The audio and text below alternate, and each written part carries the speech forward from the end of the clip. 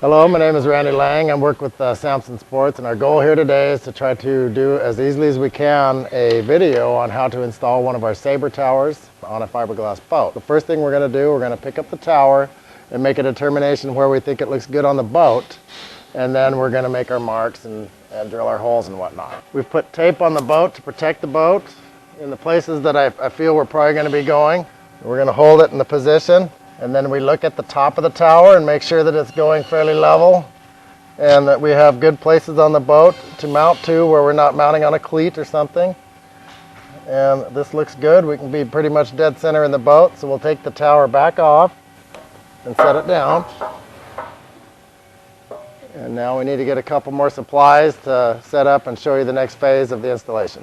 We've laid out on the back of the boat here all the supplies that come with the tower, with the exception of the grease. Everything else that's on the back of the boat here is supplied with the tower. You have your backing materials for the rotating foot, the rubber gaskets, the outer washer that should fit the contour of the boat, the rotator cups, lock nuts. All this goes for the rotating portion of the tower. All the supplies you see here go to the fixed mounts in the front of the tower. We're going to start with the rotating, whether it's the reverse or the saber tower. Always start with the rotating mounts. That secures the tower to the boat and allows you to do the rest of your work. These washers come in a variety of different contours. We have them ranging from flat to pretty good sized concave so that it'll fit around the contour of a boat. And we'll show you here, when you have one that fits nicely, it mates right up to the boat, it doesn't rock, it's a nice fit to the boat. It'll prevent the gel coat from cracking. So once we have a good match, this is the area that we determined that the tower looked good. A saber tower rotates to the back, so the rotating mount will be in the rear in this case. If it was a reverse tower, this rotating mount would be on the front. So since it's a saber, we're going to go ahead and place it here, and then we're going to make a couple of marks. We do our best to line it up, make sure that it's square to the boat.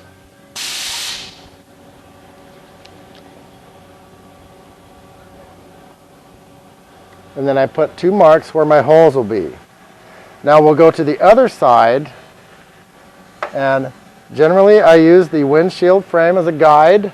I'll measure from the rear of the window frame or the front of a divider or something like this, and I'll come back and we will determine where our first bolt will be. So in this case, our first bolt is at 30 3/4. So we will go over to the other side of the boat, measure back that distance, and then from this line here, we'll pick a contour of the boat. We'll come down and measure. In this case, it is 2 3/4 inches. So our first bolt on the opposite side will be 30 3/4 back and 2 3/4 down. And then once we center this over what is the front hole on the other side, we mark both holes for the other rotating washer.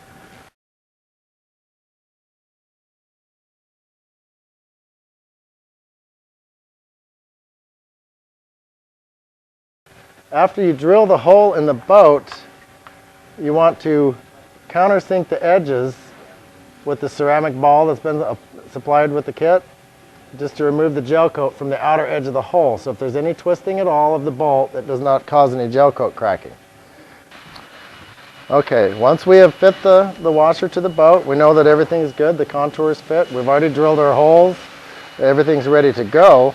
You assemble this rotating piece, you put in the lock nut, then you put in this little foam block which holds pressure against it so that you can get a bolt started into it. Then you put your gasket, and if there's a taper to the washer, make sure that the taper is going in the right direction. In this case, it needs to be tapered up, the thicker part, so that it's flat. And then we would place this through the boat into the holes that we had drilled. Sometimes the backer material may need to be cut just a little bit. If your holes were up here, you would have to trim part of this in order for it to fit in there. The object is you want your backing material to stay as large as you can, but you need it to fit as flat as you can. There's some epoxy provided. You mix up equal parts of each. In this case, you'd want to use half for the back, half for the front. Mix up equal parts of each. It's a 2-part epoxy. And then you have to mix it for about a full 2 minutes. Then after it's setting up a little bit, you want to wait 5-10 minutes or so. It starts to set up. You apply some to your plastic plate so that when you tighten down, it'll fill in any rough contour on the inside of the boat and help prevent the cracking. Okay, when you're all ready to tighten the mount up, your person on the inside will have his backing material. There'll be glue on it if necessary. If it's flat, you don't necessarily need it. If the more the contour, the more the glue.